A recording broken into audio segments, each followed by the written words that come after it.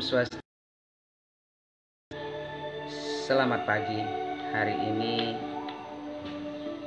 seperti teman yang beragama Katolik. Dan pada hari ini saya mulai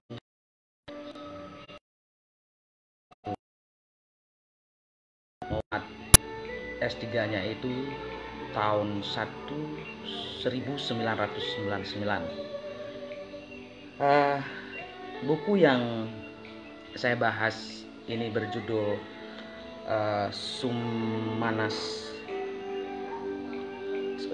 Sumanasantaka. Dulu itu, kalau mudah-mudahan teman saya yang sekarang sudah bertempat di Australia nonton live ini, jadi saya minta maaf kalau jamming terus ya internetnya. Jadi tadi saya bilang kalau ada teman saya yang di Australia pasti tahu dulu ketika tahun 2008 buku ini diterbitkan, Gospal sebenarnya ingin saya yang membahas, tapi pada saat itu saya sedang ada pekerjaan keluar daerah, jadi nggak bisa membahas. Dalam situasi sekarang, bagaimana caranya menghibur teman-teman, mengajak kita mengisi waktu yang kreatif, juga membangun inspirasi baru sambil menjaga imunitas tubuh, menjaga jarak, dan sebagainya. Pandemi ini memang membuat kita harus bersama-sama mencari cara. Nah, buku Sumanasantaka ini dikarang oleh Ide Bagus Made Dharmapalguna pada tahun 2008. Bagian buku kedua, beliau mengasih judul waktu itu Pengantar Mati Cara Bali.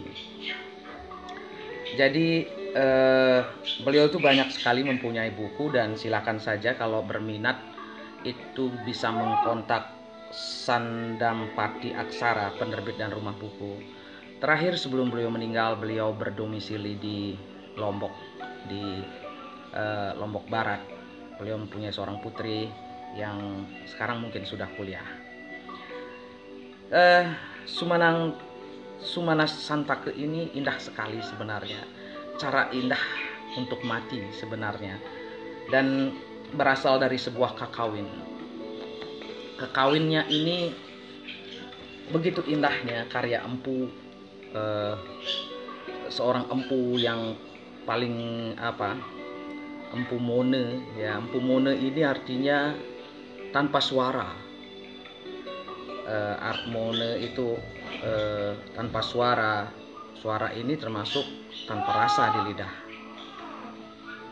Saya minta maaf kalau terdengar suara ibu saya memanggil nama saya. Jam-jam seperti ini beliau harus istirahat, dan biasa kalau orang demensia itu memanggil-manggil. Kalau nanti saya dekati ibu saya itu biasanya bilang, "Nggak, saya nggak ada manggil." Kakawin Sumanasantaka ini dalam bukunya Gospal Guna, saya menyebut Gospal ya, itu dimulai dengan menjelaskan apa itu kakawin Sumanasantaka itu. Jadi bagi Anda yang senang berkarya seni pertunjukan, berkarya-karya sastra dan sebagainya, karya Empu Mone ini sangat-sangat dikagumi karena kehalusan pilihan kata, kemudian menyisipkan pesan-pesan ilmu, pengetahuan spiritual, khususnya tentang kematian yang indah. Saya sangat bahagia sekali ketika menemukan buku kecil ini. Dia jadi bentuk bukunya seperti ini. Covernya pun dibuat oleh Gospal.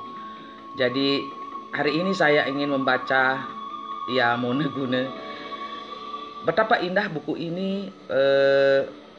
Pertama dijelaskan kita bisa belajar banyak hal. Jadi kalau membaca buku kita harus memahami referensi apa yang dipakai oleh Gospal. Jadi sering orang bertanya bagaimana caranya menafsir secara dalam karya-karya kakawin, karya-karya geguritan, karena banyak disisipkan sebenarnya ajaran-ajaran suci yang memerlukan referensi tambahan ketika kita menerjemahkan. Jadi tidak bisa menerjemahkan satu bait kisah dalam kekawin ataupun keguritan berdasarkan kita sendiri atau apa yang kita tahu secara kata. Kehebatan Gus Palguna ini yaitu beliau menguasai banyak bahasa dan sangat mendalam, dan penelitiannya tentang Dharma Sunya misalnya dilakukan cukup lama saya tahu. Nah, sambil suasana yang menyenangkan ini di pagi hari ini, ada Kode Guang juga pasti sudah membaca buku ini, bahwa dikisahkan pada suatu masa itu bagaimana kakawin Sumanang Santake ini tuh di Sumanang Take, kalau saya membacanya Sumanang Take, ditulis. Jadi ini berkisah tentang pemujaan. Dia di awalnya jelas Sang Empu Mone ini memuja Sang Hyang Hyang namanya. Jadi kalau zaman dulu orang menulis itu di Manggalanya, pemimpin awalannya itu selalu ditujukan kepada siapa dia memuja gitu. Jadi itu penghormatannya. Pada Manggala pertama itu selalu akan tersirat siapa yang dipuja dan apa sebenarnya ajaran yang dia tekuni. Jadi para pengawi lama tidak selalu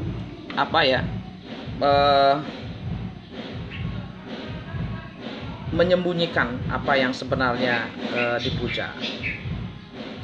Ini adalah hari-hari kita di rumah, dan tentu saja ya, Anda dengar ada suara drum. Saya minta semua mengisi waktu agar riang-riang. Nah, dikisahkan ada seorang pandita muda bernama Ternawindu. Dia itu telah menguasai ajaran gurunya Begawan Agastya. Ia menjalankan ajaran gurunya dengan tapa.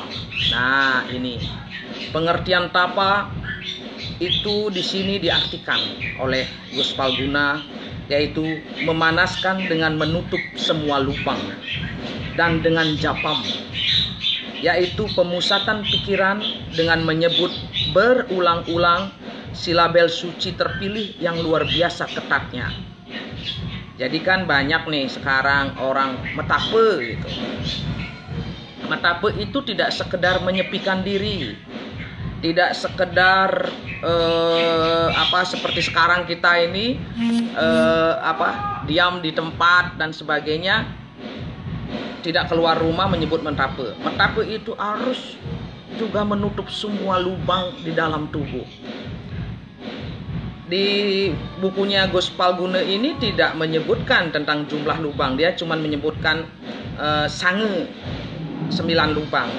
Yang ada dalam ajaran yang lain itu juga menyebut tentang 7 pintu gerbang. Persoalan-persoalan seperti ini ketika kita mengapresiasi memang harus sama-sama saling melengkapi. Tapi nanti tunggu dulu ya, sabar. Nah, jadi di samping Gus Pal membahas tentang apa itu tapa, dia juga membahas apa itu cara orang menggunakan japa. Kalau sekarang mengatakan japa, misalnya kan ada orang mau menjapa dengan gayatri mantra. Nah, tetapi itu mengucapkan japa itu bukan sekedar dari mulut dengan kata-kata aja Om Burbuaswa dan kemudian 108 Anda akan mencapai. Tidak bisa seperti itu. Jadi harus disertai pemusatan pikiran dengan menyebut berulang-ulang silabel suci terpilih itu dengan luar biasa ketatnya. Artinya tidak boleh lepas satu kata, kemudian pengaturan napasnya harus tepat, konsentrasinya juga harus kuat. Itu namanya berjapa. Nah, kemudian di awalan buku ini juga disebutkan tentang apa itu makna samadhi.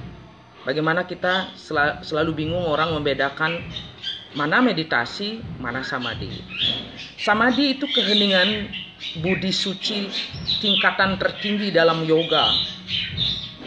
Jadi yoga ini dijadikan sarana sehingga seluruh indera takluk di hadapannya.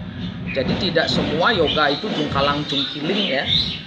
Nah, itu sebabnya barangkali Gus Pal kenapa memberikan penekanan tentang arti-arti ini, tujuannya lah seperti itu. Jadi pikiran itu adalah raja indera. Jadi nafsu, keinginan kita, kekhawatiran kita, semua itu raja pikiran, itu indera. Nah kemudian orang yang melakukan samadhi ini juga harus menguasai asta eswaryadara, 8 jenis kesaktian pikiran. Apa itu 8 jenis kesaktian pikiran? Buku Gus Pal ini meskipun kecil, di bawahnya itu diberikan catatan kaki yang lengkap dan jelas. Ini yang menarik menurut saya. Gus Pal ini membuat buku. Biasanya kalau saya mendengarkan orang membahas kekawin ataupun membuat buku setebal-tebalnya tapi tidak bisa merelasikan dengan referensi yang lain. Itu kehebatan almarhum yang luar biasa. Jadi asta eswaryadala itu, 8 jenis kesaktian pikiran itu terdiri dari anima. Anima itu artinya kecil sekecil-kecilnya. Kemudian lagima, ringan seringan-ringannya. Mahima itu artinya besar sebesar-besarnya. Prapti, cepat secepat-cepatnya. Prakamnya, tak ada yang bisa melawan. Isitwe, menguasai seluruh jagat termasuk surga dan neraka. Wasitwe, mencipta, memelihara, melebur. Yatrakama, wasayitwe, kesadaran gaib. Jadi ini diletakkan pada catatan kaki. Kembali pada kisah Trnawindu itu menguasai semua syarat pengetahuan itu. Sehingga tahu nggak? Itu bikin cemas penguasa surga. Penguasa surga yaitu Dewa Indra. Dan kemudian saking cemasnya Dewa Indra ini, dia meminta seorang bidadari bernama Diah Harini yang kecantikan badan kasarnya. Itu kecantikan badan kasarnya itu dapat seketika melemahkan pikiran setiap yang melihatnya. Cak langsung kontan niki. Cak pasti jatuh cinta ring Diah Harini. Ndak bes kerure jegege enten ceritane kan.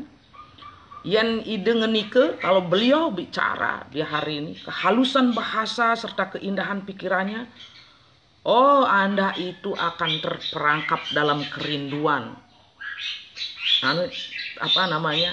Terjaring, terperangkap dalam kejatuh cintaan. Dia juga konon telah mendapatkan 8 kesaktian pikiran itu. Nah ini Diah Harini ini sebagai bidadari juga tidak main-main. Dia ternyata menguasai samadhi, menguasai 8 kesaktian itu, kesaktian pikiran itu. Tugasnya 1 diberikan oleh Dewa Indra. Diah Harini meri keragani tun kemercepade nawegang pesan ini ke gul-gul aja bos tapane Trnawindu kengken dia cara nih pokoknya apang napi tampu tapane nih. Maksudnya begini, hai Diah Harini, pergilah kamu ke dunia, gagalkan itu tapanya Trnawindu. Pokoknya harus digagalkan. Gitu. Tentu saja Diah Harini terkaget-kaget. Ini Jek Betara bisa juga cemburu ya Dewa Indra. Tetapi jangan melihat secara napi blog-blogen ya kalau pesan-pesan seperti ini. Ini ada tujuannya kalau menceritakan bahwa sebuah tapa yang begitu serius memerlukan godaan. Lalu karena dia seorang pegawai sorga, dia hari ini pegawai sorga, staf sorga yang begitu taat, setia, loyalitas, meskipun hatinya berkata ini tidak tepat tugas saya ini, tidak benar saya menggagalkan ini, tetapi dia tetap menjalankan. Lalu dia pergi dalam perjalanan di angkasa itu, dalam angkasa, menembus ruang-ruang waktu. Di situ kemudian Gospal menyisipkan tentang apa itu swadharma. Swadharma itu diartikan sama Gospal kan sering gak tina tuh swadharmane. Swadharma ini diartikan oleh Gospal dengan sangat indah. Itu adalah panggilan tugas kerja. Gine dalam bahasa Bali nih, gegina nih bukunya 4, gine itu.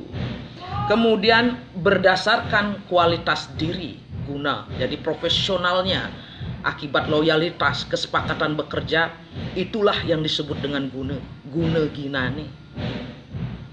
Berdasarkan kualitasnya, dia mendapatkan pekerjaan A, lalu dia melaksanakan dengan baik berdasarkan ginanya. Indah sekali ini. Jadi karena itu di sini disebutkan sia-sialah orang yang mengerjakan apa yang bukan swadharmanya, walau bakti sekalipun sebagai alasannya, maka dia hari ini pun berangkat diam-diam menyongsong kesia-siaan itu. Keren sekali kan? Bagaimana kritik secara halus disebutkan di dalam karya Sumanantaka ini, dan Gospal begitu indahnya mengingatkan kita bahwa gitu, kadang kita diberikan tugas bekerja saat seperti sekarang. Kita tahu siapa yang harus merancang informasi mengenai pandemi ini, kemudian menyampaikan kepada masyarakat harus sejujur-jujurnya. Tapi bagaimana kalau ada motif di belakangnya? Nah, yang melaksanakan ini pasti akan terjadi apa ya? Tarik menarik antara gini dan gunanya. Perjalanan dia hari ini dari alam dewa menuju dunia manusia, melalui angkasa, menerobos awan. Keren sekali buku ini. Anda semua harus mencari buku ini. Dan saya melalui kesempatan ini ingat sekali Gospal itu melalui salah seorang teman yang sekarang bertempat tinggal di Australia meminta saya saat itu. Gospal sendiri minta saya membahas Gospal dimanapun Anda berada. Hari ini Lilis membahas karya Anda. Perjalanan di hari ini dari alam dewa itu ternyata tidak gampang. Jadi jangan bayangkan ya, kalau ada orang bisa terbang, punya sayap, naik ke surga, ke bawah ke bumi, halan-halan dia ke hutan itu dengan gampang. Tidak, dia harus melewati dimensi. Dan itu dianggap, dikisahkan oleh Empu Mone sebagai perjalanan tersulit. Jadi biarpun Anda punya Concorde, pesawat jet set itu, gitu, tidak bisa menembus perjalanan ini. Jadi juga berbahaya. Lalu kemudian saking tahu dia melewati berbagai dimensi-dimensi itu, dia memohon kepada Sang Hyang Iswara. Nah, ini kecerdasan Gospal Guna ini. Dia meletakkan Manggala itu tetap di atas dalam bukunya dengan sebutan Sang Hyang Hyang. Tapi di bawah dengan tegas, kemudian apa? Dia hari ini memohon kepada Sang Hyang Iswara. Lalu Sang Hyang Hyang ini apa maksudnya? Dia itu adalah bagian bijaksara dari Sang Hyang Iswara, tiada lain Betara Siwa itu sendiri.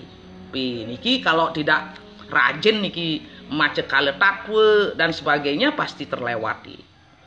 Nah, itu dah hebatnya Gospal Guna. Anda harus tahu salah satu pengawi modern dengan pendidikan yang sangat tinggi dan menguasai sekali pengetahuan tentang penafsirannya. Dia selalu indah dan cerdas sekali. Nah, kemudian ketika dia melewati yang disebut dari puncak Gande Madane, Pancegiri, 5 gunung. Nah, di Bali kalau yang suka meriwayatkan silsilah di Bali dari Trilinggegiri, Mancegiri dan sebagainya, jangan langsung mengira ini gunung-gunungnya kita. Ini sebenarnya gunung mistik maksudnya. Saya ulang, ini gunung mistik maksudnya.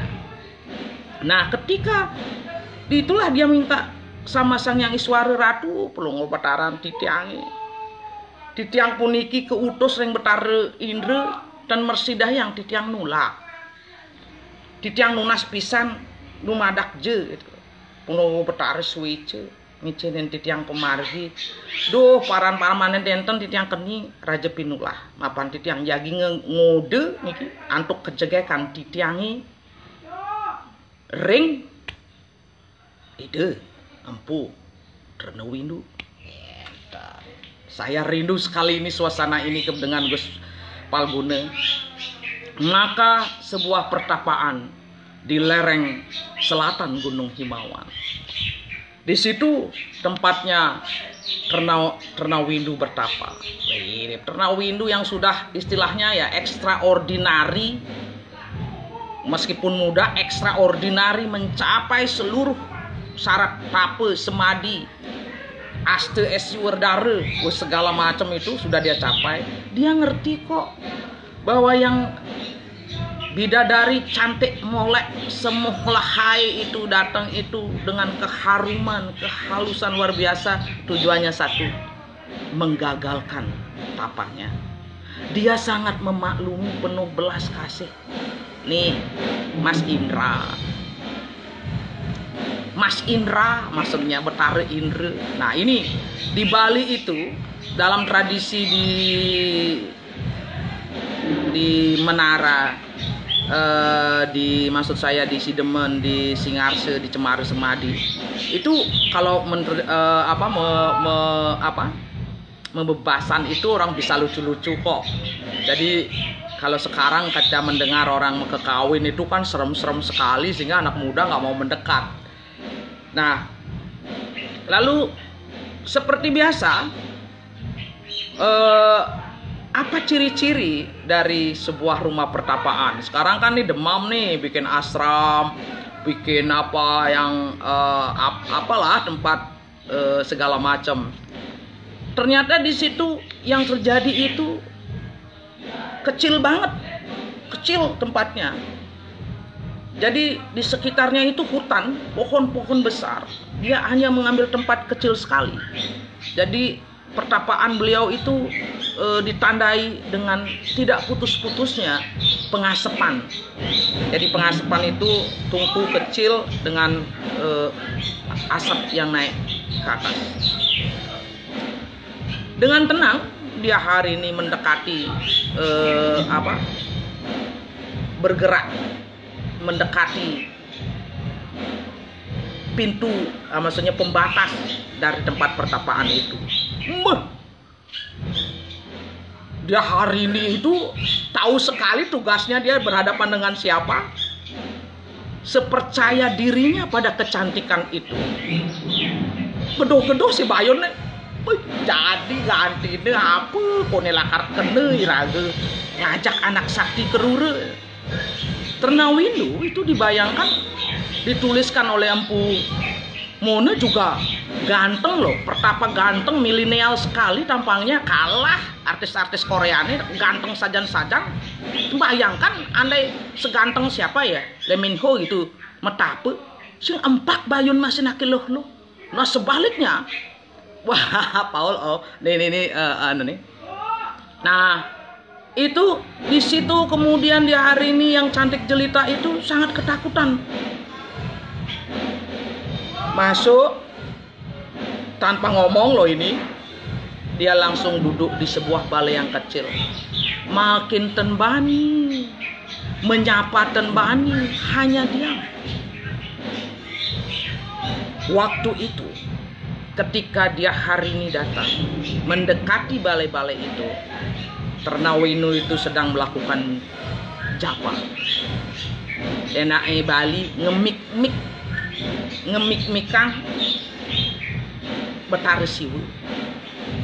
Dia sedang mengolah Triguna Tattwa dengan membasmi guna tamah, memakai api guna raja, sehingga guna satwam terus terjaga.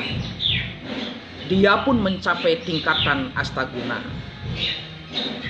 Nah ini orang kan sering kalau metapu itu nak ngude, mencapo, mekini dan sebagainya. Bagaimana caranya mengecek pencapaiannya? Wah ini hebat sekali Gus Palguna. Ring DJ ya Gus Palguna melingge ngejak nagih ngetel mana ya mata itu kayak Astegina ini 8 keluar biasaan permata pikiran atau cintamani. Ya. Perinciannya itu dapat dilihat pada Aste Eswarya. Nah begitu. Lalu kemudian tahu caranya Empu Mone memberikan kalimat poetik. Ia hanya terpisahkan selembar kelir dengan siwa. Bayangkan. Kelir itu maksudnya cuma tubuhnya saja, nih tubuh kasarnya saja yang memisahkan dia dengan siwa.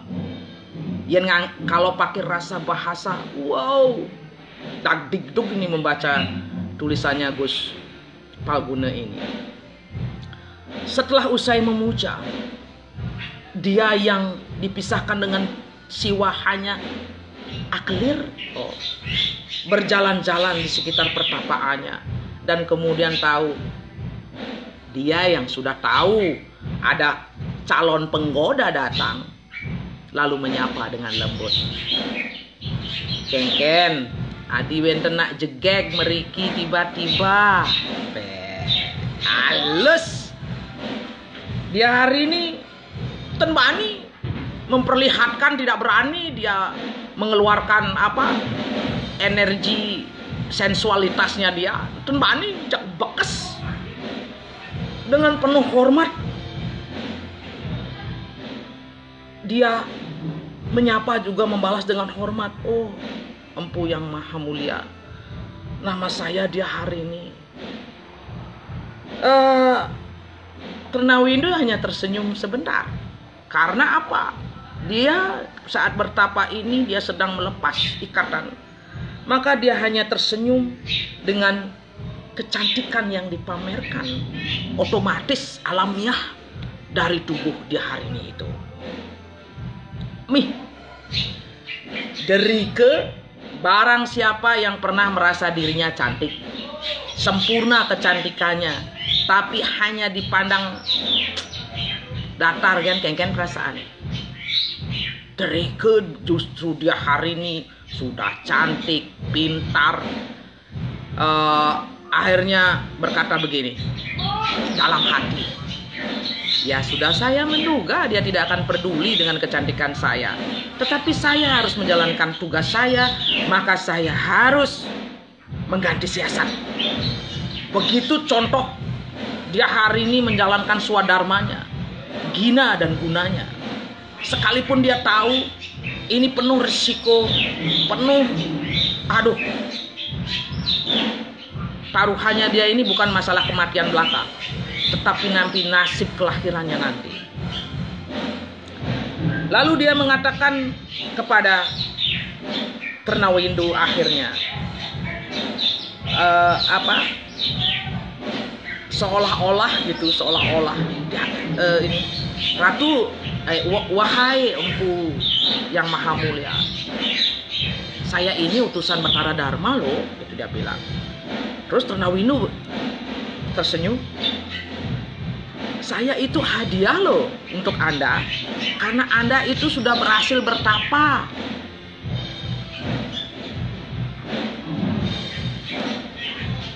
Apa reaksi Trunawindu yang maha bijak?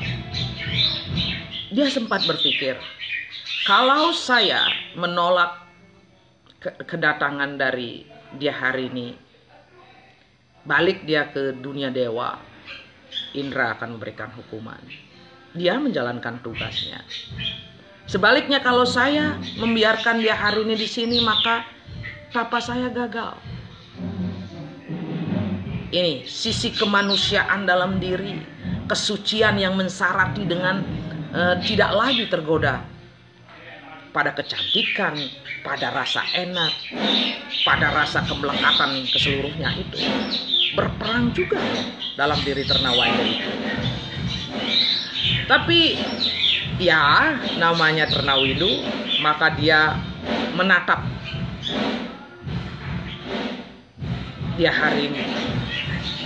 Sebab dia tahu, saya kalaupun memberikan kutukan padamu, bukan semata kutukan pada dirimu, tetapi sebenarnya kirim salam kepada yang mengutusmu. Nah ini, maka dia hari ini langsung dijawab dengan apa? Kutukan. Ini kutukannya adalah dia hari ini diturunkan derajatnya dari apsari menjadi manusia. Udah nggak enak banget itu. Dalam dunia spiritual itu derajat makhluk hidup itu ditentukan oleh pencapaian samadhi. Samadinya si dia hari ini kan sudah mencapai asta eswarya. Memikir, meledakkan tangisnya. Saat itu tahu daun-daun pun ikut menangis. Kulit pohon pun merinding mendengar tangis dia hari ini. Woi, rumput itu langsung layu mendengar tangisan dia hari ini saat itu. Lalu dia meminta maaf pada Ternawindu. Lalu dia berkata begini, mohon berikan saya penolak kutukan. Pokoknya isinya itu dia tidak mau menerima kutukan itu karena sebenarnya dia menjalankan tugas. Jadi bukan karena dia ganjen atau sadar dirinya cantik lalu iseng-isengan menyurat untuk menggoda seorang empu. Maka kemudian seringkali orang Bali bilang mau kadung bo pesu, kutukane kan sumpahe kan tadi tarik. Ternawindu karena mencapai luar biasa antapa samadhi, dia mengeluarkan apa namanya? Antesapu. Antesapu ini isinya begini. Hei, dia hari ini. Tetap saja, sekalipun kamu memang menjalankan swadharmamu, gine lan punani, tapi kamu tetap akan menjadi turun derajat menjadi manusia.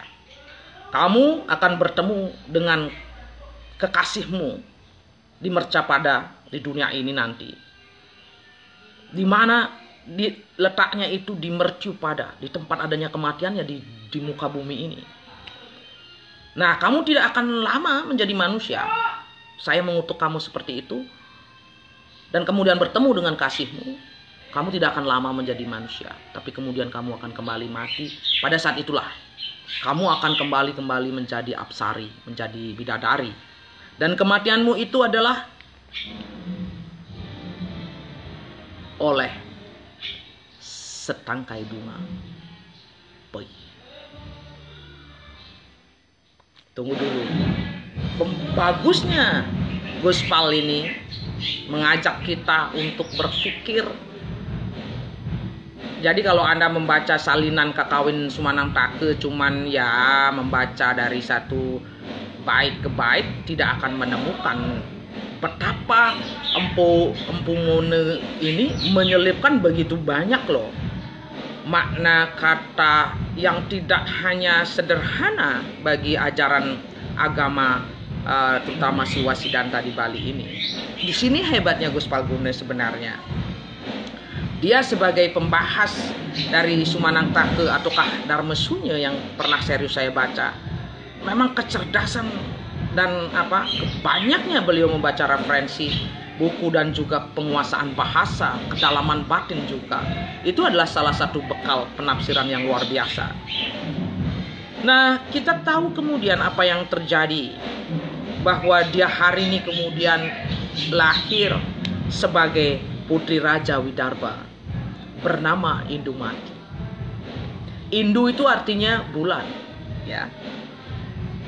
Pada usianya 12 tahun, tiba-tiba ayahnya sakit. Nah, itu tanda-tanda kematian sudah datang. Raja Widarba juga sakti. Dia tahu loh ciri-ciri kematian akan datang. Lalu dia tahu.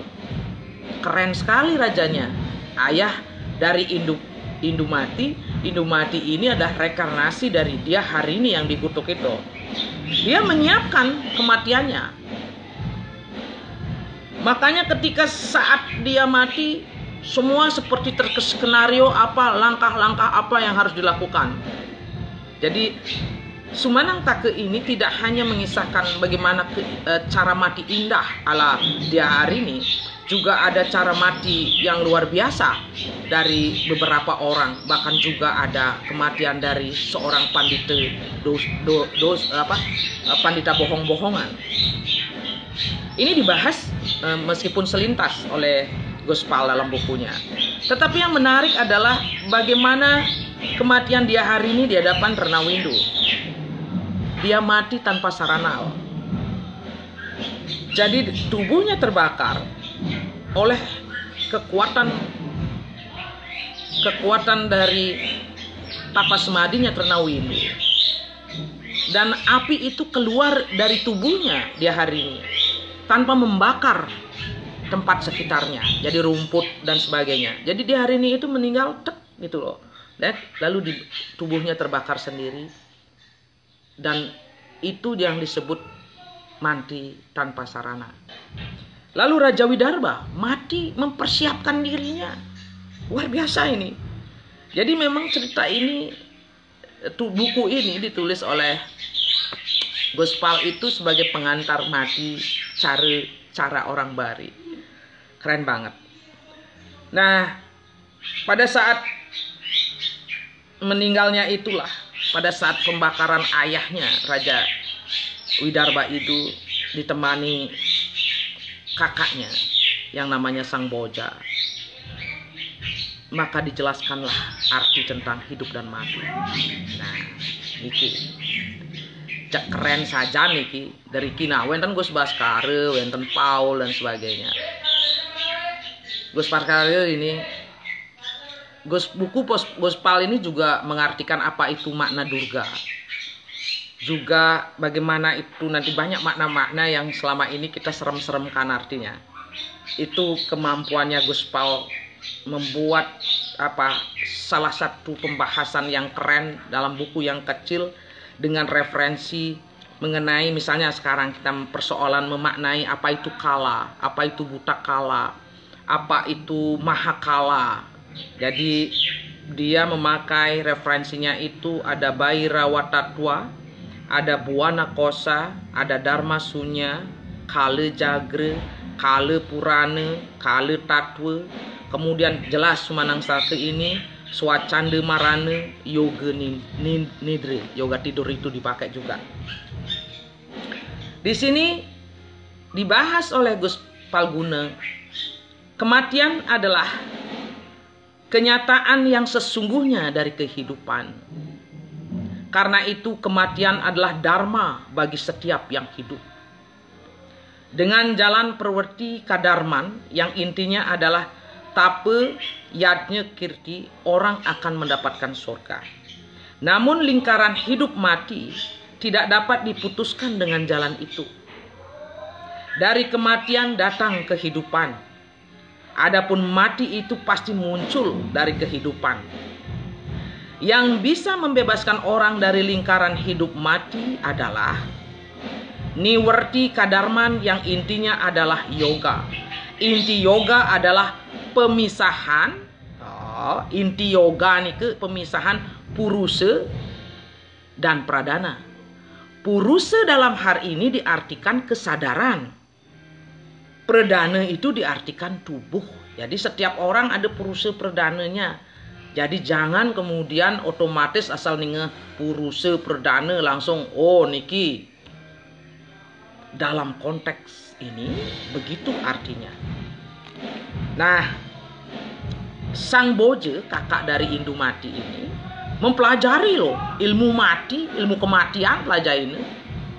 Mungkin semacam dokter forensik ya, belajar yuk apa sebabnya, apa kene dan sebagainya.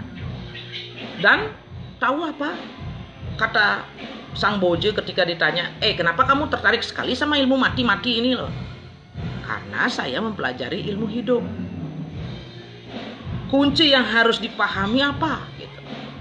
Nah, bagaimana pemisahan Rua Bineda ini, dua yang berbeda ini, Purusa Perdana ini, kesadaran dan tubuh itu. Lalu harus memahami bagaimana dalam hidup penyatuan bayu, sabda, hidup, perbuatan, perkataan, pikiran. Tujuan memahami yang dua dan yang tiga itu justru akan membebaskan hidup mati. Seorang muniswara, Raja Pandita Pertapa, patut dijadikan guru bila mempelajari semua itu. Jadi kewah makin mengalih muniswara nih ke tenada pedanda lakar melakukan. Pasti pedanda sekarang lebih memilih menjadi lo kepala seraya mantan. Karena kalau Anda belajar pada pandita yang bukan muniswara, nah Anda tidak akan memahami. Karena yang ngajarin tidak memahami soal ini. Bagaimana memisahkan kesadaran dan perdana ini. Nah, mengetahui itu dalam arti mampu mengidentifikasi diri dengan yang diketahui. Nah, ini hebatnya Gus Palguna, sesuai janji saya kepada beliau bahwa saya akan suatu hari akan membahas Sumanang Take ini, karya beliau ini, bahwa jika Anda mencapai tuntas janji, yaitu janji bersatu kembali jiwatma dan para atma, saat datangnya kematian, badan kasar tidak dipertahankan. Karena badan seorang muniswara adalah jenana, pengetahuan yang membebaskan. Begitu. Boy, sang boja ini memang pokoknya napi asalnya ke expert soal kematian. Jadi banyak sekali ditanya sama Indumati, ditanya soal kematian-kematian, dijawab dengan bagus sekali. Lalu hanya sang boja yang menjelaskan bahwa dia bahkan menjelaskan cara memuja kematian dengan mantra Pancabrahma. Sering mantah ring puri, ring griya, ring nak wikan sirenike. Ngarsang muntiang mati bekelin Pancabrahma. Jadi ini ajaran sang boja kepada adiknya. Bagaimana menguncapkan kode rahasia mantra Omkara, pengetahuan tentang siwatma dan sastrawit. Ia seperti Begawan Waraspati. Jadi ini ajaran dari Begawan Waraspati. Memang dalam kisahnya itu nanti Kakawin ini menjelaskan siapa guru-guru dari Empu Mune Gane. Hebat sekali Gus Pal ya. Rindu saya sama Gus Pal. Nah, dijelaskan sama sang boja. Jadi karena buku ini adalah pengantar mati cara orang Bali. Pembahasannya banyak sekali tekanannya pada cara mati, cara memuja kematian dan sebagainya. Sang boja merencanakan kemudian pada Indumati, Bapak Raja kita, ayah kita sudah tiada, maka sangat penting saat ini kamu mencari jodoh. Maka karena itu kita akan membuat sayembara. Nah, saat itu ini Rama belum ada dalam cerita ini. Rama ini leluhurnya Rama, salah satunya itu Sang Aja namanya. Putra Raja Ayodhya mendengar rencana itu, ia memutuskan ikut memperebutkan Indumati. Kedua orang tuanya merestui. Mereka berpesan lagi tentang Guna lebih diutamakan daripada Danurdara, senjata panah. Maka ia akan menang melawan musuh dalam diri. Bayangkan, Guna, kualitas diri itu jauh lebih penting. Nah, dalam perjalanan melewati Sungai Narmada, nah ini sungai mistik juga ya. Jangan nanti langsung, ini Sungai Narmada, langsung klik Google mencari Narmada dan sebagainya. Ini sebenarnya semua nama sungai mistik dalam tubuh. Ia memanah gajah yang mengacaukan rombongannya. Gajah itu mati dan berubah menjadi sang Priyambada, seorang Gandarwa. Panah penakluk gajah Sang Aja telah membebaskannya dari kutukan Nah, sebagai tanda terima kasihnya, Priyambada memberinya senjata Gandharwa Sastra beserta mantra-mantranya. Senjata itu ampuh membuat musuh tidur lelap. Jadi kalau orang tahu tentang Yoga Nidra juga tentang ilmu kematian, cara baik mati gitu. Panah itu juga disebut Wimuhana yang berarti pembuat tidak sadar. Gitu. Nah, ketika sayembara sudah siap dari percakapan pelayan dan pendampingnya, Indumati mendengar kelebihan para peserta. Sang Aja paling diunggulkan. Ketika percakapan berpindah ke keindahan laut dan gunung, di situ Indumati menyatakan diri sebagai pemuja Durga. Ratunya perempuan yang disebut Putri Gunung di puncak Meru.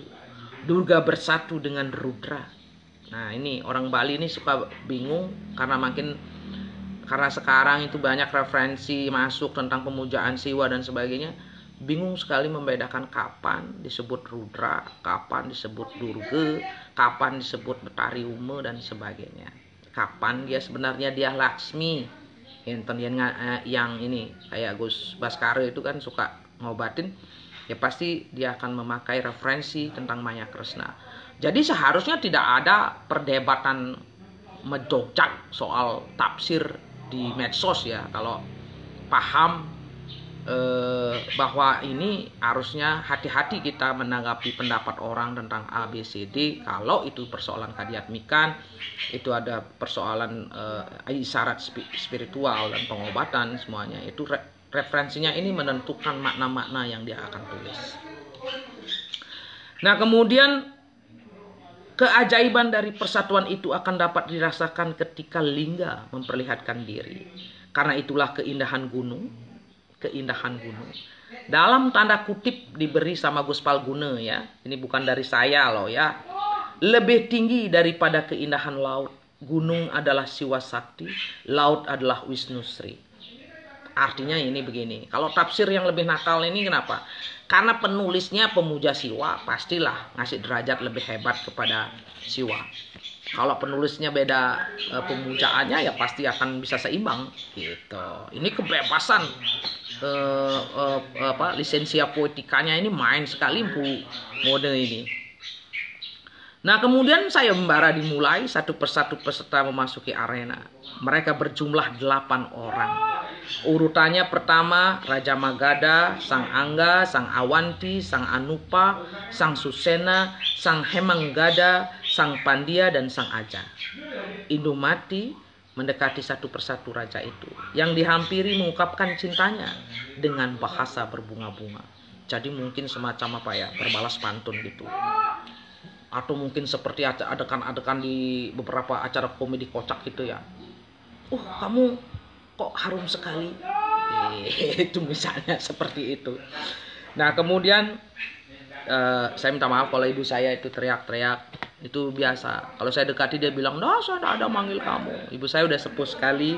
Jadi saya sebenarnya membacakan ini untuk beliau juga.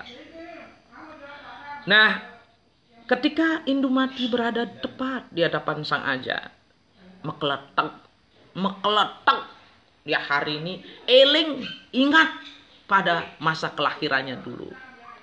Waduh, ini loh, dia loh kekasih saya di zaman dulu. Jadi dia cintanya saking abadinya pengkuda jelekan cek dulu nih kedogan genten nih kumenak setia. Nah, ya boleh, tapi ntar lagi ya. Nah, kemudian dia teringat pada saat melihat wajahnya itu, Sang Aja itu adalah kekasihnya di surga. Tahu? Ini dah. Di Jaya Gus Palguna Anda itu hebat sekali memberikan ajen ragani tidak ngomong ya. Maksud saya beliau tidak bicara membahas. Saya jadi terkenang ketika saya masa kecil, orang-orang di desa saya kalau menafsir dengan bebasan itu luar biasa sekali. Indumati mengalungkan kalung permata di leher Aja. Sebuah kalung waktu beruntaikan bulan matahari, lambang malam dan siang. Hebatnya. Lalu upacara pernikahan dilaksanakan. Setelah beberapa hari Sang Aja memboyong Indumati ke Ayodhya. Di tengah perjalanan mereka dihadang sekelompok raja yang kalah sayembara. Mereka hendak merebut Indumati dengan jalan kekerasan. Para wanita kemudian diungsikan ke desa yang sulit dicapai. Itu yang saya bilang. Kata desa sulit yang dicapai, Krura desa inilah yang menjadi asal mula pengertian Durga. Durga dalam pengertian teks itu selalu artinya yang tersulit dicapai. Jadi kalau baca kekawin itu jangan langsung pembadanan, langsung objek, langsung subjek. Selalu ada pesan-pesan di luarnya. Lihat konteks kalimatnya juga. Jadi tafsir yang mendalam dengan wawasan yang luar biasa ini diperlukan saat ini. Ketika kita menerjemahkan kitab ayat-ayat suci dan sebagainya. Jadi jangan dengan dangkal dengan kemampuan kita sendiri. Dari tempat itu mereka bisa menyaksikan peperangan. Tapi mereka tidak akan kelihatan. Itulah yang disebut Durga. Para raja menyerang Aja dari berbagai arah dengan bermacam senjata ketika sang Aja hendak melepaskan panah rudra. Yang Narada turun ke bumi memohon agar niat itu diurungkan. Karena panah rudra bisa menghancurkan semuanya. Bayangkan ya, ada Durga, sang Aja punya panah madan rudra. Nah ini perlunya kita sekarang banyak-banyak membaca referensi yang lain sehingga enak gitu menerjemahkan, sehingga tidak lagi berdebat dengan otot-ototan soal apapun. Nah, akhirnya apa yang dikeluarkan oleh sang Aja itu panah Wimohana, pemberian Priyambada yang digunakan. Jadi semua orang bubuk aing, tidur semua begitu kena panah Wimohana. Nah, sang Aja kemudian dinobatkan sebagai raja dengan sebutan sang Raghu. Lalu menghidupkan perjalanannya, memutuskan hidupnya sebagai wiku di tengah hutan. Selama menjadi wiku, sang Raghu mulai paham membaca tanda kematian.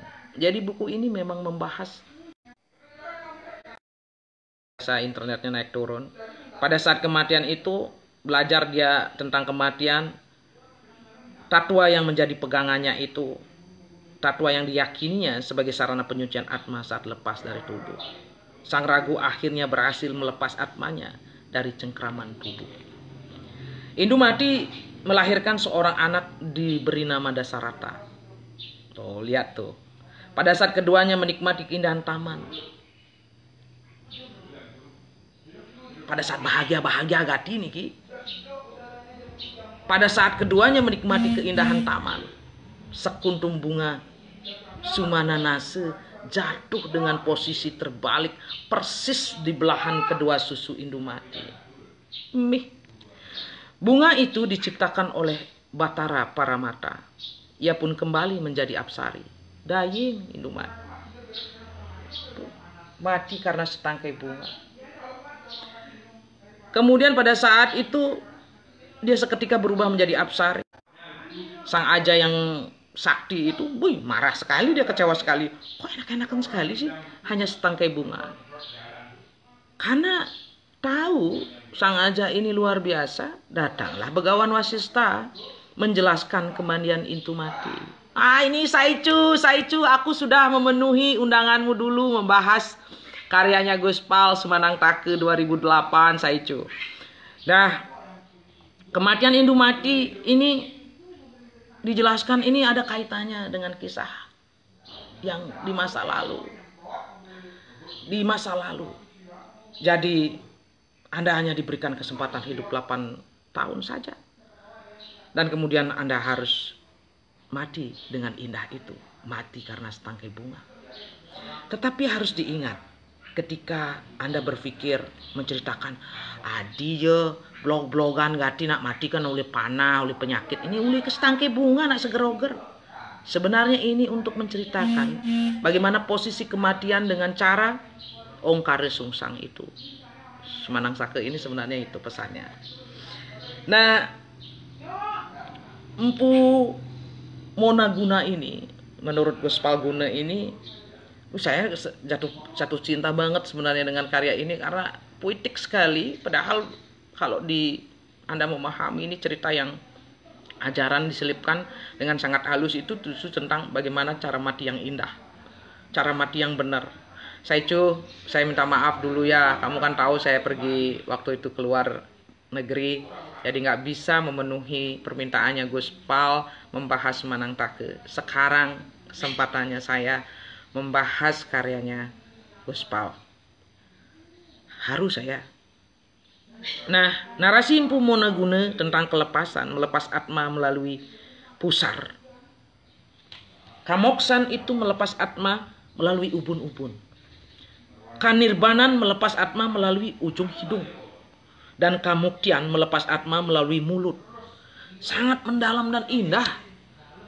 Ilmu mati itu disampaikan tidak dengan serem-serem. Nggak kayak akrobat. Kalau kita nonton calon arang, ngai bangke-bangkean gitu. Panganai takut. Membaca Sumanang Take membuat Anda rindu pada mati yang indah. Tidak takut pada kematian. Caranya apa? Tentu saja dengan menjaga diri. Tape, semadi, apa. Pandemi virus corona ini sebenarnya saya pikir ini di ilmu kematian yang indah seperti yang dikisahkan oleh Sang Monaguna ini. Halus sekali caranya menceritakan tentang kematian itu dan tersembunyi dalam bait-bait Kakawin Sumanang Take. Mati karena sekuntum bunga Sumananase. Coba bayangkan, Gus Palguna itu menulis buku pembahasan buku Kakawin ini tahun 2008 loh. Jadi dia sudah menjelaskan bahwa pikiran suci itu Sumanas. Bunga Sumanasake adalah perlamang ongkare sungsang. Jadi kalau orang tahu tentang posisi aksara susang nih ke dayeng. Amun gaye nih kena indah nih ke.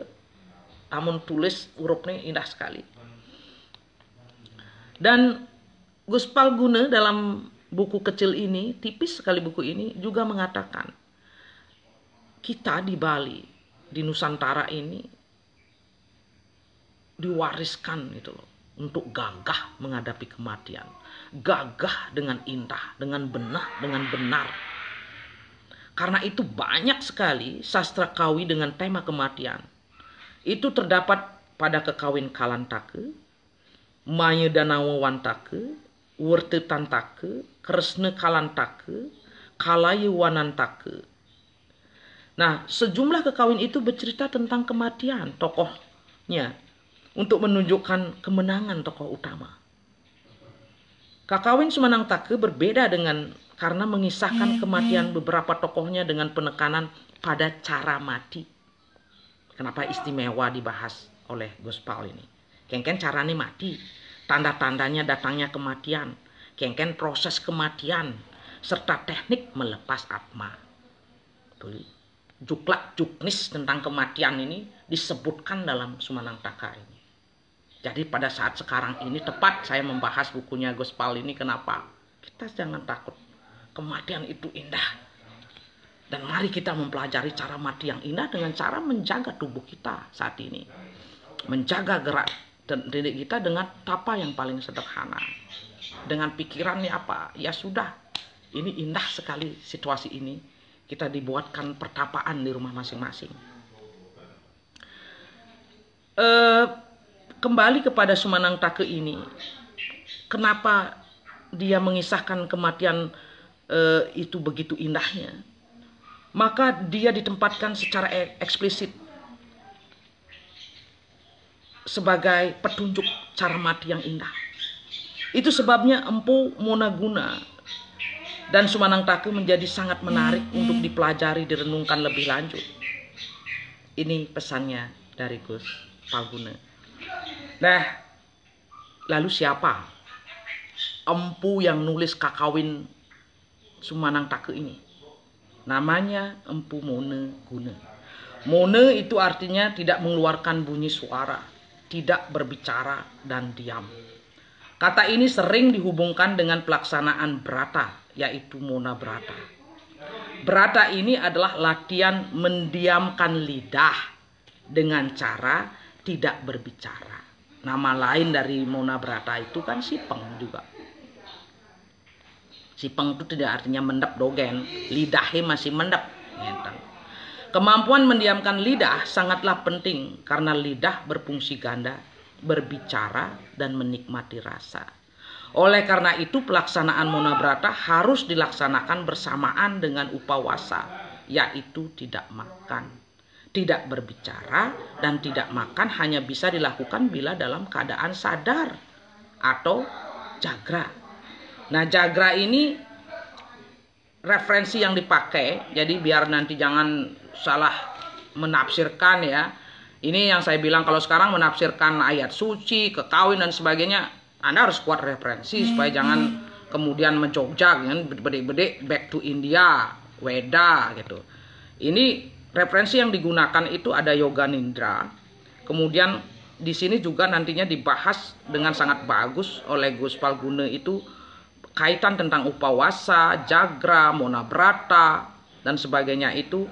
Yang pertama adalah mengenai tentang Yoga Nidra. Yoga Nidra itu adalah mampu mendiamkan lidah pada saat tidur. Kemudian ahimsa, tanpa kekerasan. Brahmacari, tidak menyalahgunakan hubungan seksual. Satya, kebenaran.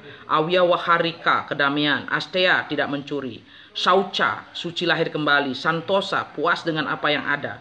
Tapa, mengendalikan, memanaskan. Swadayaya, mempelajari ajaran suci. Paninandara, penyerahan diri total. Jadi banyak sekali referensi pendampingnya ketika dia berbicara tentang ini, guna tamas ini, sifat dasar fasib ini, dan guna rajas, sifat dasar aktif. Jadi kata guna itu hanya ini untuk membahas adan nih dogen uli pengarang nih dogen Guspal kati aku juga ngangon referensi ini ya. Kata guna berarti kualitas diri juga kan. Dari tadi kan gina, guna, terus itu. Dalam konsep Triguna Tattwa, kata ini umumnya diterjemahkan sifat dasar. Nah, sifat tamah dibakar dengan api rajas sehingga muncul sifat satwam. Panas api rajas selanjutnya diarahkan dengan disiplin keras untuk menjaga satwam. Sehingga tercapailah kondisi heneng, hening, dan diam yang dalam. Empu Monaguna menyatakan guna itu dijaga dengan menjalankan ajaran Dasasila yang terdiri dari 5 Yamabrata dan 5 Niyamabrata. Jadi kalau sekarang itu cuman disuruh cuman berkarantina gitu, isolasi diri, itu kan bedik sajan syaratnya teh untuk menyelamatkan hidup. Karena hidup itu sangat penting sekarang dijaga untuk bisa menemukan mati dengan cara yang indah. Kalaupun terjadi, Anda harus tahu sebabnya. Nah, Empu Monaguna ini diartikan namanya siapakah dia gitu. Jadi Gus Palguna juga menggunakan referensi dari Bapak Zoetmulder menyatakan Empu Monaguna hidup pada periode Kadiri berdasarkan prasasti Sirah Keting. Nah, sejaman dengan Empu Darmaja, pengarang Kakawin Semaradana, Dahaga Asmara. Bila Empu Monaguna mengajarkan rahasia kematian, Empu Darmaja mengajarkan misteri penciptaan dengan cerita tentang Dahaga Asmara. Nah, di sini Gus Palgun juga dengan sangat respect mengutip pernyataan dari Zoetmulder tentang Sumanang Take, menyatakan kekawin ini sebagai salah satu contoh kekawin yang dibagai contoh. Bahasanya dianggap hidup dan segar, penuh variasi. Segala yang biasanya terkandung dalam kekawin disajikan dengan indah. Adegan pertempuran dibatasi dengan seksama. Pelukisan alam memperlihatkan ia pengarang yang pandai mengamati sendiri dan tidak menyamakan keterampilan puitis dengan merangkaikan sederet kalimat klise-klise. Ini menjawab pertanyaan orang gimana sih caranya membuat puisi. Jadi bukan sekedar menderetkan kata-kata indah. Nah, di buku Zoetmulder ini juga dijelaskan bagaimana hubungan Sumanang Take dengan epos Raghuwamsa karya Kalidasa dari India. Menurut Zoetmulder, Kalidasa tidak punya pengaruh dalam hal wirama. Epos Raghuwamsa membuat silsilah Rama. Rama adalah anak Dasarata, cucu Aja. Cucunya Sang Aja ini Rama Dewa yang di Bali dikenal. Sedangkan Sang Aja adalah anak Ragu, cucu Dilipa. Sumanang Taka berpusat pada kehidupan Sang Aja dan sedikit tentang ayahnya Sang Ragu. Sedangkan anaknya Dasarata hanya disebutkan dalam satu baris dalam kekawin ini. Nah, artinya tidak ada kepengaruhan sebenarnya. Dalam monoguna terdapat pada sebuah baris yang berbunyi, ini dikutip dalam buku ini, sebuah pernyataan biasa ya, sopan santun dalam dunia kepengarangan itu. Yeki tambah yeire empu monoguna malue angiket-iket amarnane engkate. Inilah untuk pertama kalinya saya Empu Mungpugana ikut mengarang menyusun cerita. Empu Mungpugana menyebut 3 orang gurunya, Begawan Agastya, Begawan Wraspati, Begawan Wasista. Jadi bayangkan, guru di sini maksudnya guru pengajian itu yang guru yang dipuja. Dari referensinya, jadi kalau Anda membaca Wraspati Kalpa, membaca tentang kisah-kisah awalan beberapa Purana, tentang Agastya Purana, atau mengenai Wasista, banyak Anda harus baca. Jadi bahan bacaannya loh, dan bahasa pilihannya loh, gitu loh. Nah, karena itu ajaran Wraspati Kalpa itu masuk juga di sini, di tengah tempat pembakaran mayat, misalnya melalui ucapan Sang Boja. Kemudian ajaran Begawan Wasista itu disampaikan lewat seorang utusan yang menangkan hati aja setelah ditinggal mati istrinya. Ajaran ketiga Begawan itu disampaikan selalu dalam hubungan dengan mati dan tempat mati. Empu Monogana berpesan agar pembaca yang ingin tahu hendaknya mengikuti. Nah, ini pesannya Empu Guna tentang kita yang saat ini takut mati kan, kita semua ini sebenarnya. Mahidepakne yan harap uruhe. Lewat pesan itu menyampaikan bahwa Sumanantaka adalah ajaran mati. Kematian dengan cara yang indah. Sebab Wiku ia menyampaikan sejumlah ajaran tentang mati. Sebagai seorang kawi yang membungkus ajaran itu dengan keindahan bahasa dan narasi. Hakikat hidup, hakikat raga hidup niki. Menurut Empu Mone adalah mati. Ia berpendapat mempersiapkan diri untuk mati dengan cara yang benar. Itu adalah dharma bagi setiap yang ngaku hidup. Mati yang benar inilah yang disebut dengan tujuan menjadi wiku. Kata mona yang diartikan diam, tidak bersuara, pada intinya adalah usaha mendiamkan udara yang membungkus sabda. Sabda adalah sarana untuk mengantarkan atma keluar dari tubuh. Sabda adalah kuta mantra ongkara. Oh, buat Ibu Gayum Kurnia, bukan saya punya kata-kata. Ini kata-kata dari Empu Guna, Empu Mone Guna, dan Gus Palguna. Dan kita harus juga membahas bagaimana cara mati dia hari ini. Bahwa dia hari ini seorang apsari diutus oleh Indra yang tadi itu. Dia meninggal itu. Bagaimana dia dibayangkan ketika melewati Pancegiri niki. Banyak sekali di Bali itu kan kalau membahas tentang sungai, tentang Gangga itu selalu berpikir tentang sungai, tentang danau, jeblongkoran nih ke danau, dan sebenarnya itu semua banyak sekali dalam pengertian mistik. Jadi bukan pengertian metafor ya. Ini harus dibedakan, bukan pengertian metafor, ini pengertian mistik.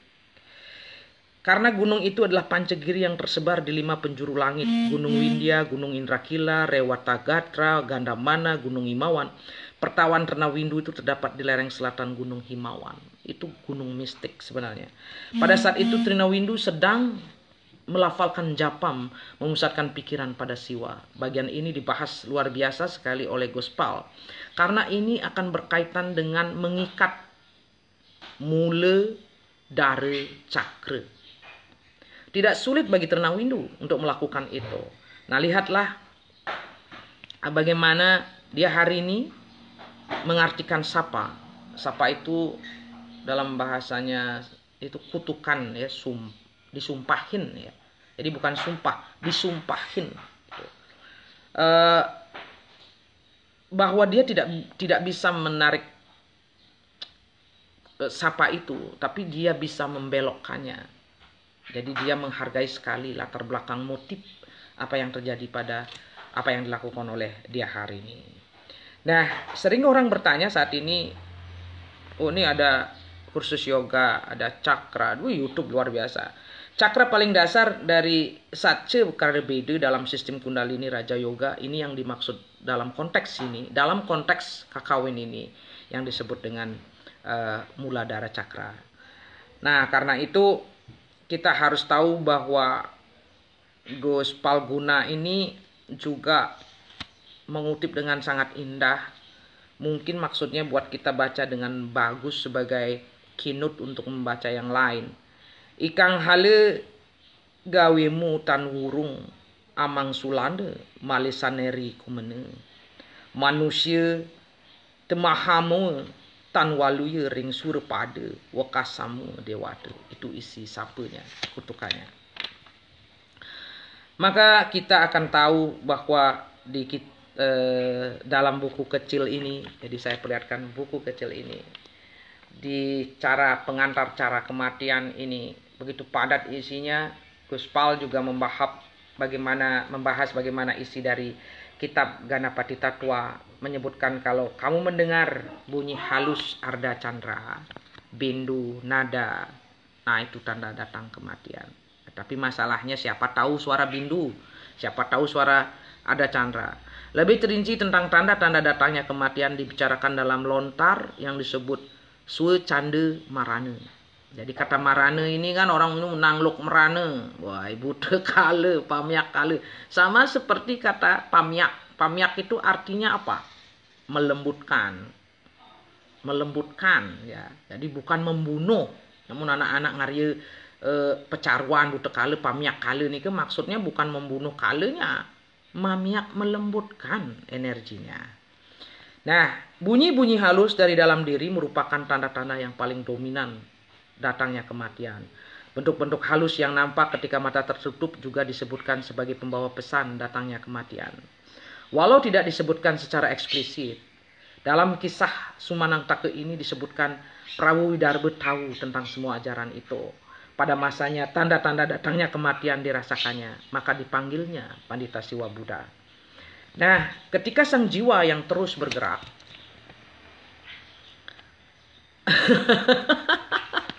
ini lo jelantik nih Jegara. Aduh, gimana kabarnya ya kita semua ini. Saya nih lagi mengisi waktu. Lehernya dengan denyut jantungnya melemah. Nah, ini ada bagian yang indah ya, harus dibaca saat-saat ini. Apa yang disebut pemutusan ikatan pada tubuh, artinya pada hidup. Dalam kutipan di atas di dalam kutipan yang dikutip sama Gus Pal itu dipilih hanya begini. Andai saya masalahnya buku saya ada di gudang, jadi saya sebenarnya ingin membawa salinan dari Sumanang Take, jadi kita bisa cocokkan. Kenapa Gus Pal memilih ini? Belenggu ikatan pada tubuh diputuskannya. Pikirannya semata hening. Kelepasan menjadi tujuan. Mudranya menutup persimpangan jalan. Dengan mantra sang Prabu berhasil menguasai tubuh sekalipun melesat. Alam kewalya dituju. Halus tak terpikirkan bersamaan saat Siwa Marga terbuka. Ini yang dipilih sama Gus Pal untuk kita bahas kemudian. Jadi Gus Pal memilih itu karena dia akan memakai pendekatan dari Warspati Tatwa. Pembersihan mengenai karwa wasana sangat sulit. Nah, kita ini kan sekarang ini sedang diminta untuk membersihkan tubuh kita, karwa wasana ini. Memerlukan sebenarnya waktu yang sangat lama karena itu nggak pasti itu. Karantinanya 14 hari itu sedikit loh, harusnya berbulan-bulan ini. Tafsir ketiba itu melepaskan cengkraman pada tubuh sendiri, pada atma sendiri. Nah, ini kita tahu yang dimaksud apa yang mengurung tubuh itu karma wasana itu sebagai makanannya, membebaskannya dari cekraman tubuh. Jadi karma wasana ini soal upaya tanpa pembalikan. Nah, karena Gus Pal juga tesisnya, tesis apa ya untuk S3 itu tesis juga namanya ya. Itu kan dia Dharmasunya. Nah, dia memasukkan juga unsur pembahasan tentang kematian ini versi maksud saya dari cara pandang Dharmasunya. Jadi, kenapa kematian itu tidak usah ditakuti dan sebagainya adalah karena apa? Kematian ternyata bagi beberapa menurut Gus Palguna dalam bukunya ini, kematian itu juga sebuah perjalanan. Proses pelepasan atma itu juga sebuah perjalanan. Jangan mengira, gitu mati ini ke secepat yang seperti yang kita melihat. si mati sendiri itu melepasnya dengan proses perjalanan loh. Nah, ada hal yang juga disampaikan oleh Gospal itu adalah tentang teks Sangyang Pranawa Jenawa Kamoksan. Bagaimana melepas atma itu. Nah, kemudian juga dia berbicara tentang teks Sangyang Kahusan Jatiwisese. Bagaimana cara melepas 3 atma dengan cara. Terus kemudian dia juga dengan, sebenarnya buku ini buku yang indah loh, membahas tentang kematian, sehingga kita nggak usah takut dengan kematian, tetapi tetaplah disiplin menjaga tubuh Anda. Hal yang menarik itu ketika dia membicarakan mati cara Sang Ragu. Sang Ragu adalah ayah Sang Aja, atau suaminya si itu Indumati tadi, atau kakeknya Dasarata, atau buyutnya Rama yang kita kenal melalui kekawin Ramayana. Di Mertyupada itu dunia kematian. Mertyupada itu dunia kematian. Telah lama ia menikmati suka, terlebih lagi semenjak kedatangan Sang Aja yang menang sayembara memperebutkan seorang dewi sejati bernama Indumati. Bayangkan Ragu tuh di Mertyupada loh adanya, leluhurnya mereka.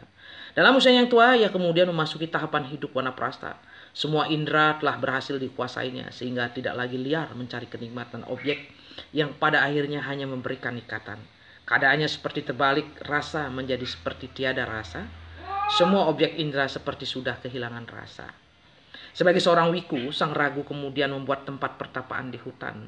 Karena rasa bakti, banyaklah para pemuka kerajaannya ikut ke hutan menjalani hidup sebagai pertapa. Pengertian tapa ini saat ini itu rumah kita. Tapa itu menurut saya ya.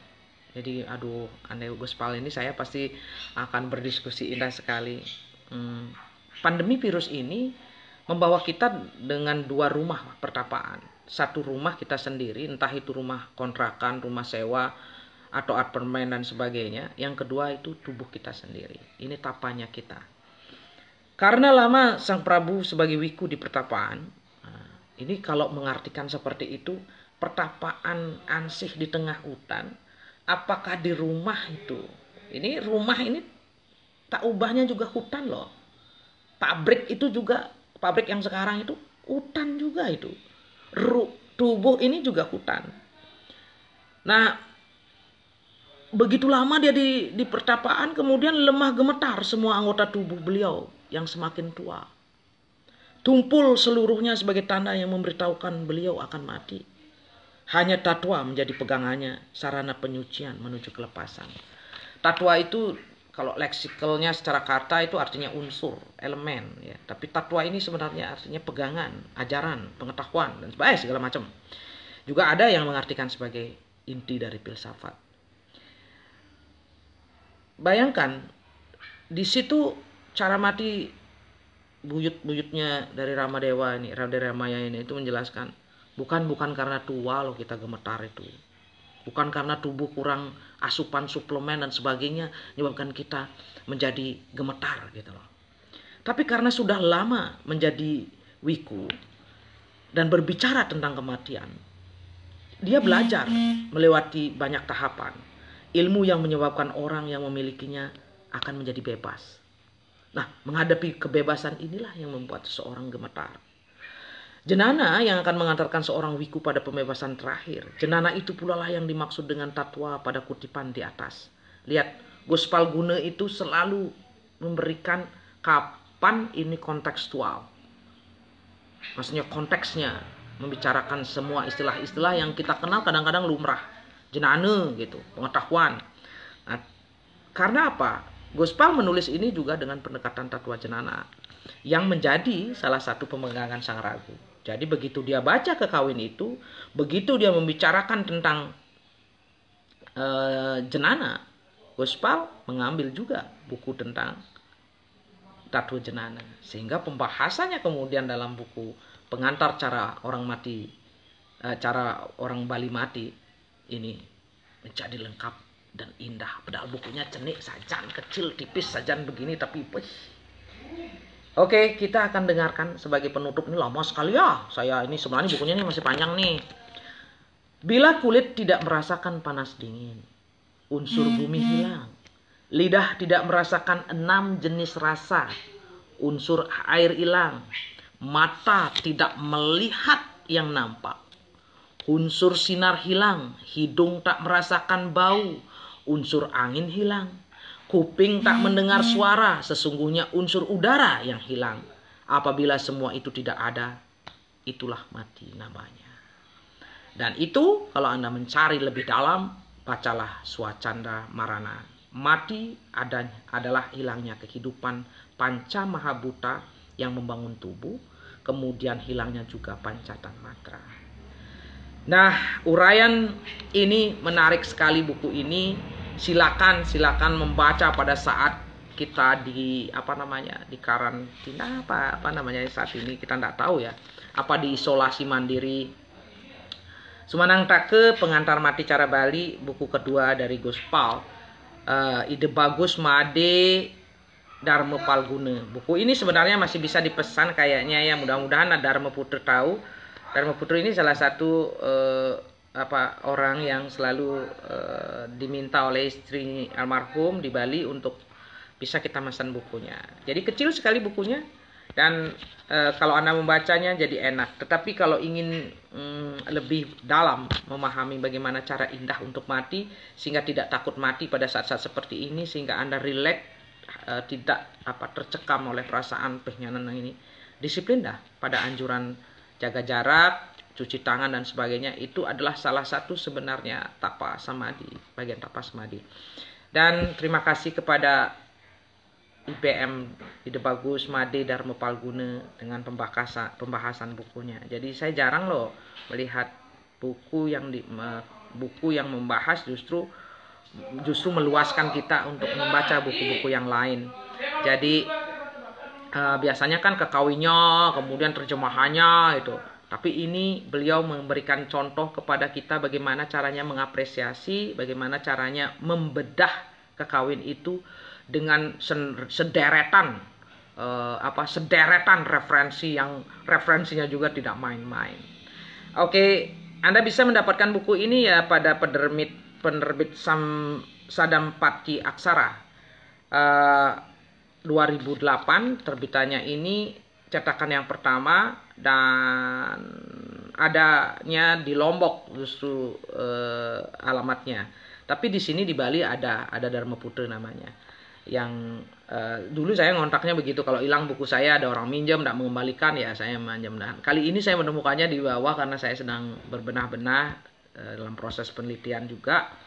Dan kemarin kebetulan ada teman yang minta saya nulis tentang basis proses kreatif, jadi saya menemukan. Jadi sangat indah kalau bisa banyak teman gitu ngebahas buku-buku yang membuat kita terdorong untuk membahas penafsiran-penafsiran, terjemahan-terjemahan tidak linier, tidak dangkal gitu loh. Sekarang kan banyak begitu teman-teman yang senang belajar spiritual, belajar tentang kadiatmikan, belajar tentang kereligiusan, lalu membaca ayat suci dengan sangat dangkal menerjemahkannya. Dan kemudian lucunya hanya karena kata putakala saja berdebatnya 300 kalimat, tetapi tidak ada satupun merujuk pada pengertian yang benar.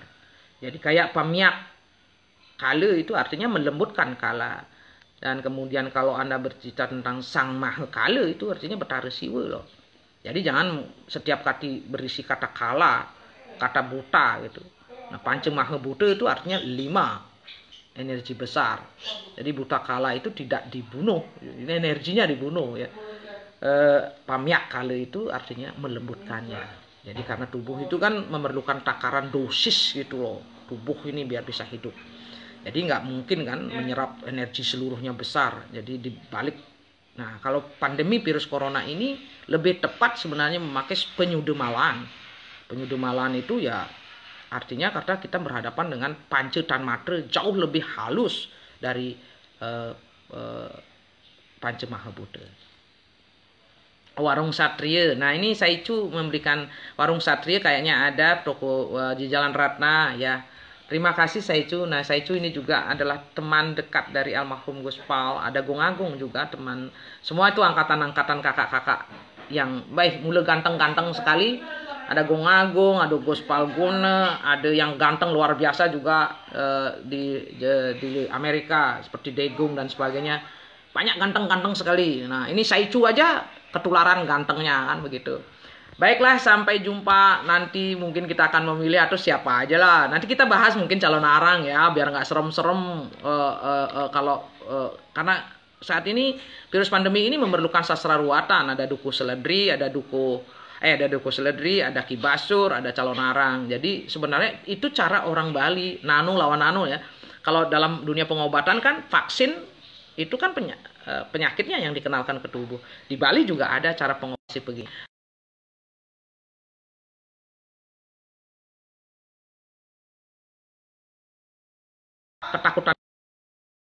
Ketakutan.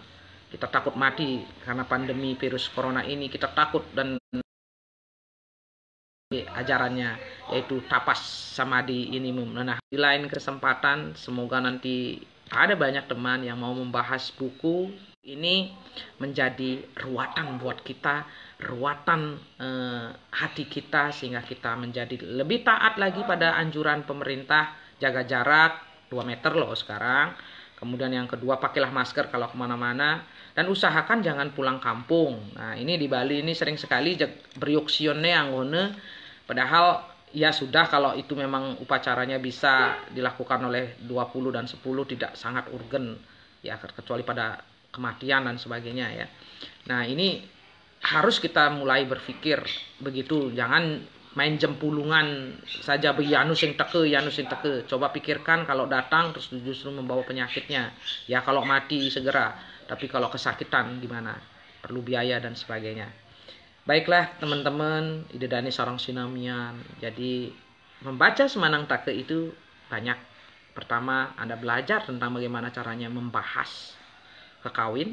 Yang kedua, bagaimana Anda membaca, menemukan kunci, mengetahui referensi-referensi yang Anda tentukan. Yang ketiga, yang paling penting itulah ketika Anda menjadi seorang praktisi tentang upacara, religius dan sebagainya, Anda ingin buat ruatan, pebayuhan apa saja, jika Anda membaca ini kemudian dapat referensinya, jadi Anda tidak akan berdebat konyol di medsos itu tentang kale, bute kale, pemiak kale, mecaru tentang ini. Anda tahu bagaimana caranya mengambil keputusan untuk kepentingan publik, juga menghormati tradisi-tradisi yang dimistikkan. Mistik ini bukan magic ya, begitu. Suksma, sampai jumpa di lain kesempatan. Sekarang saya mau melanjutkan ngopi dan makan siang. Dadah.